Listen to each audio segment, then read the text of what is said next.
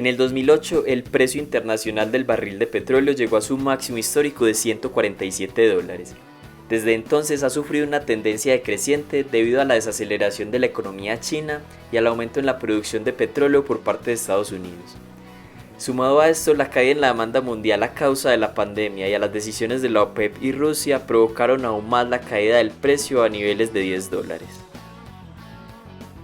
En este video vamos a intentar comprender por qué el precio de la gasolina sigue siendo tan alto en México a pesar de que el precio del petróleo está en niveles históricamente bajos. En México el precio promedio de un litro de gasolina ha caído solo alrededor de un 20% en los últimos 2 años, mientras que el precio internacional del petróleo ha bajado un 70% en el mismo periodo de tiempo.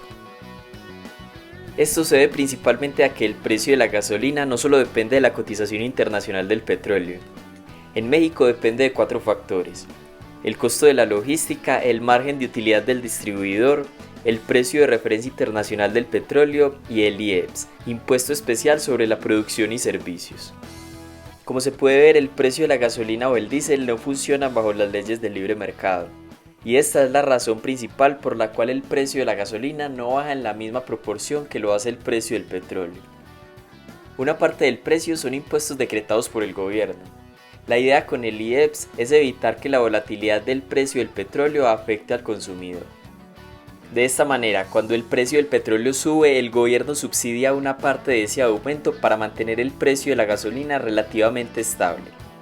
Y cuando el precio del petróleo cae, el gobierno aprovecha para recaudar la totalidad del impuesto, pero el precio de la gasolina permanece prácticamente inalterado.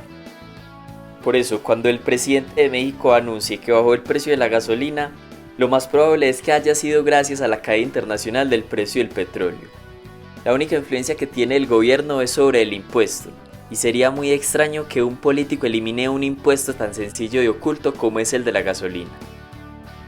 Te preguntarás si este impuesto es justo o no. En economía se considera que el transporte es una industria con externalidades negativas. En otras palabras, tiene efectos negativos como la congestión, los accidentes y la polución. Entonces, como los medios de transporte utilizan en su mayoría combustibles como la gasolina o el diésel, se considera imponer un impuesto a su consumo para internalizar la externalidad. Dicho de otro modo, el consumo de la gasolina tiene un costo social adicional a los costos tradicionales. Por eso, al subir el precio por medio de un impuesto, se busca que los consumidores reduzcan su consumo. Esta lógica suena bien en teoría, pero no hay consenso si un precio más alto de la gasolina desincentiva su consumo. Ese es el objetivo teórico del impuesto. Sin embargo, se ha convertido en un instrumento político y una importante fuente de ingresos para el gobierno. Además, es un impuesto muy fácil de recaudar y camuflar en el precio final, porque el consumidor promedio no identifica qué porcentaje del precio va para el distribuidor y qué parte para el gobierno. Hay otra discusión sobre si el impuesto a la gasolina es regresivo, es decir, si afecta más a los que tienen menos ingresos. Algunos dicen que el precio de la gasolina solo afecta a los que tienen ingresos medios y altos porque son quienes poseen vehículos. Por eso este impuesto serviría para obtener ingresos por parte de los ricos y favorecer la redistribución a favor de los pobres. Sin embargo, otros afirman que el precio de la gasolina afecta el costo de transporte de los productos que consumimos todos. Por ejemplo, un incremento en el precio de la gasolina aumenta el costo de transporte de los alimentos, lo cual se traduce en un mayor precio de estos productos que consumen tanto pobres y ricos. Además, la mayoría de medios de transporte público utilizan gasolina o diésel, y un mayor precio del combustible incrementa los costos y consecuentemente el precio de un ticket. Suponiendo que el impuesto a la gasolina afecte también a las clases menos favorecidas, hay que tener en cuenta que eliminar el impuesto puede llevar a eliminar también programas sociales del gobierno o disminuir las transferencias de las regiones. Por eso es tan poco probable que el gobierno elimine o reduzca este impuesto. Pensando en el largo plazo, independientemente si el gobierno modifica este impuesto o no, la coyuntura actual pone en riesgo las finanzas de los países petroleros. En un video llamado La maldición de los recursos naturales, decíamos que se cree que un país con abundantes recursos naturales le permite alcanzar fácilmente altos niveles de crecimiento y desarrollo económico. Pero en realidad hay muchos países como Venezuela que basan su economía en la exportación de un recurso natural, lo cual lo vuelve muy vulnerable a la volatilidad del precio internacional y dejan de lado otras industrias que puedan generar mayores efectos positivos en la sociedad.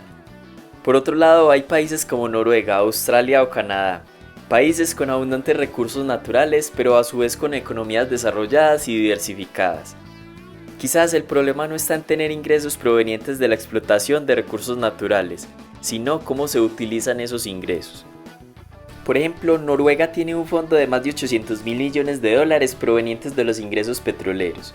Estos ahorros tienen el objetivo de garantizar el bienestar de las generaciones futuras.